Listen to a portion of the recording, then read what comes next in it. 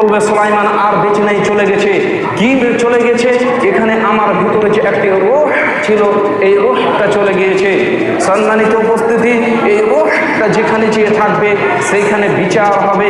যেরকম মানুষের একটি অনিবার্য সুনিশ্চিত হচ্ছে মরণ, সেরকম বিচার হবে অনিবার্য সুনিশ্চিত।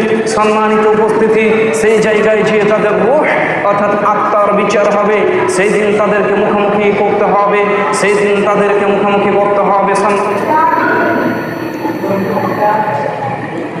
আসসালামু আলাইকুম ওয়া রাহমাতুল্লাহি ওয়া বারাকাতুহু। আলহামদুলিল্লাহি ওয়াহদা ওয়াসসালাতু ওয়াসসালামু আলা মান লা নাবিয়্যা বা'দা, আম্মা বা'দ। ফাআউযু বিল্লাহি মিনাশ শাইতানির রাজীম। বিসমিল্লাহির রাহমানির রাহিম। কুল্লু নাফসিন যায়িকাতুল মাউত।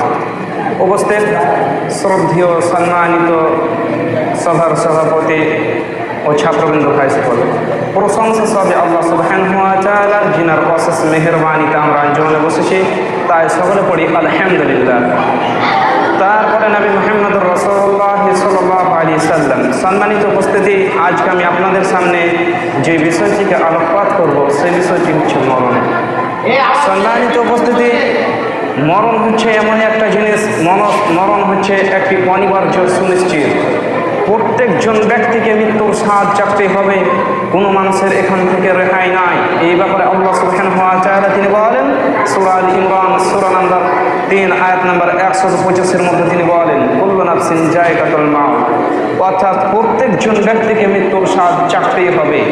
মৃত্যু থেকে কেউ যদি পলায়ন করতে চায়, সেখানে কোনো জায়গায় তার কোনো রেহাই নাই। এই ব্যাপারে আল্লাহ সুবহানাহু ওয়া তাআলা তিনি আর বলেন সূরা কাফ আয়াত নাম্বার 19, তিনি বলেন ওয়াজাআত সাকরাতুল মাউত বিল হাক্কি যালিকা মা কুনতা মিনহু তাহিন।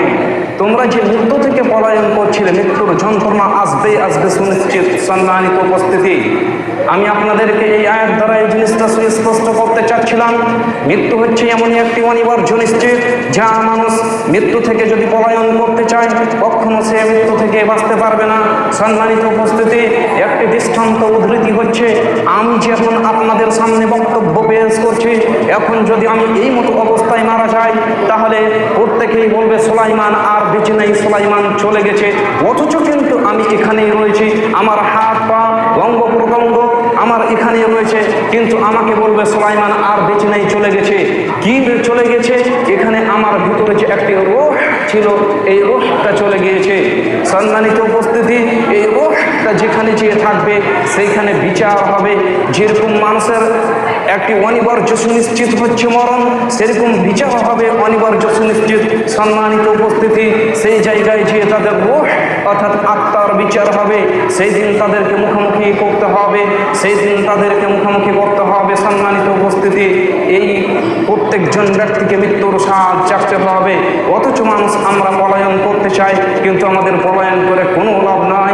কিন্তু আমাদেরকে সর্বসময় আমাদেরকে একটি জিনিস লক্ষ্য রাখতে হবে, পরকাল মুখোমুখি হয়ে থাকতে হবে। যদি আমরা পরকাল মুখোমুখি হয়ে থাকি, যতক্ষণ পর্যন্ত আমরা পরকাল মুখোমুখি হয়ে থাকবো, ততক্ষণ পর্যন্ত আমরা সর্বসময় পাক্কা সচ্চা মুমিন হয়ে থাকতে পারবো। যতক্ষণ পর্যন্ত আমরা পরকালমুখী না হয়ে থাকতে পারবো, ততক্ষণ পর্যন্ত আমরা মুমিন হতে পারবো না। এই জন্য যদি আমরা এখানে ভেবে নিই যে হ্যাঁ, আমরা পরকালমুখী হব না, শুধুমাত্র দুনিয়াবী জীবন, দুনিয়াবী আমাদেরকে আমরা দুনিয়াবী জিনিস হাসিল করব, তাহলে আল্লাহ সুবহানাহু ওয়া তাআলা তিনি বলেন, ব্যক্তি দুনিয়াবী জীবনকে শুধুমাত্র প্রাধান্য দিল, তাহলে তাকে আল্লাহ সুবহানাহু ওয়া তাআলা জাহান্নামে দিয়ে দেবেন।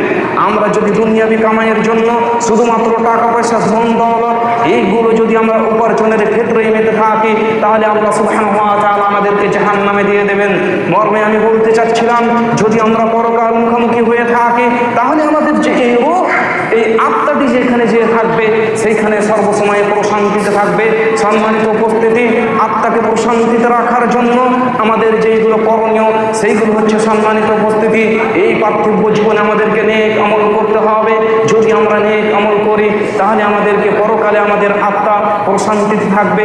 মর্মে আমি বলতে চাচ্ছিলাম, যখন কোনো ব্যক্তির মৃত্যুর সময় হয়, তখন সে সময় যখন ফারিস্তা আসে অর্থাৎ এই রূহটিকে নিয়ে যাওয়ার জন্য, তখন সেই ফারিস্তা আসে, এসে যে ফারিস্তাকে নিযুক্ত করা রয়েছে বলবে আখরিজ, তোমার আত্মাকে বের করে দাও, আখরিজ, তোমার আত্মাকে বের করে দাও। তখন সেই ব্যক্তি যদি মুমিন হয় তাহলে খুব আসানের সঙ্গে তার জান কবজ করা হবে। আর যদি সে মুনাফিক ব্যক্তি হয় তাকে বলবে আখরিজ, তোমার আত্মাকে বের করে দাও, সে বের হয়ে আসতে চাইবে না। সেই ফারিস্তা এমনভাবে তাকে চাপন দিবে, এমনভাবে তাকে চাপ দেবে, তার হাড়গুলো গুঁড়া হয়ে যাবে। এই মতো অবস্থায় তাকে বের করে দিয়ে চলে যাবেন। সম্মানিত উপস্থিতি, যেই ফারিস্তা আবার নিযুক্ত করা রয়েছে সেই ফারিস্তা আসবে, এসে তাকে নিয়ে যাবে আসমানের দরজার দিকে, যে বলবে ইফতাহুল বাব, দরজা খুলো। বলবে কে? আমি অমুক। তার কাছে কি পাঠা হয়েছিল? জি হ্যাঁ, পাঠা হয়েছিল। তখন তিনি বলবেন না, তখন তেনাকে বলবে না, দরজা খোলা হবে না। তখন সেই ব্যক্তিকে বলা হবে না, দরজা খোলা হবে না। তখন সেই ব্যক্তিকে ফেলে দেওয়া হবে। ওমা আদরাকা মা সিজ্জিন, সেই ব্যক্তিকে সিজ্জিনে ফেলে দেওয়া হবে, অর্থাৎ সেই ব্যক্তি একেবারে সিজ্জিনে চলে যাবে। এখান থেকে সুস্পষ্ট হয় যে যখন কোনো ব্যক্তি মৃত্যুবরণ করবে সেই সময় মানুষের নির্ধারিত হয়ে যায় সে জান্নাতি না জাহান্নামী। অপরদিকে যখন মানুষকে ওই রূহটিকে অর্থাৎ মানুষটাকে যখন কবরে রাখা হয় তখন সেই ব্যক্তির জান্নাত এবং জাহান্নাম নির্ধারিত হয়ে যায়। এই ব্যাপারে রাসূল সাল্লাল্লাহু আলাইহি সাল্লাম তিনি বলেন, আল কবর ইম্মা রাওদাতুন মিন রিয়াজিল জান্নাহ আও হুফরাতুন মিন হুফারিন নার। কবর হচ্ছে কিয়ামতের প্রথম মানজিল।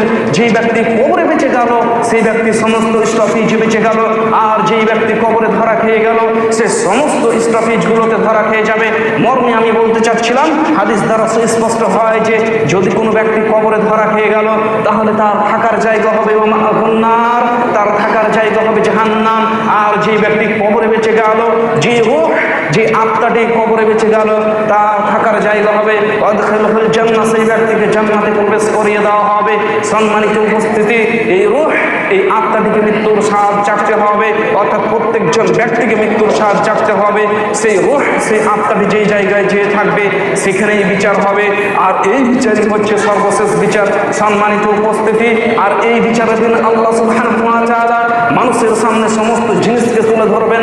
মানুষ এমন একটি, যদি সে বিন্দু থেকে বিন্দু ধুলোকণা সম পরিমাণ আমল করে যায় নেকি এবং গুনাহ, তাহলে তাকে দেখিয়ে দেওয়া হবে। সম্মানিত উপস্থিতি, এখান থেকে আমি বলে বুঝিয়ে চাচ্ছিলাম যে আমাদেরকে মৃত্যুবরণ করতে হবে। আল্লাহ সুবহানাহু ওয়া তাআলা যাতে আমাদেরকে পরকালমুখী হয়ে থাকা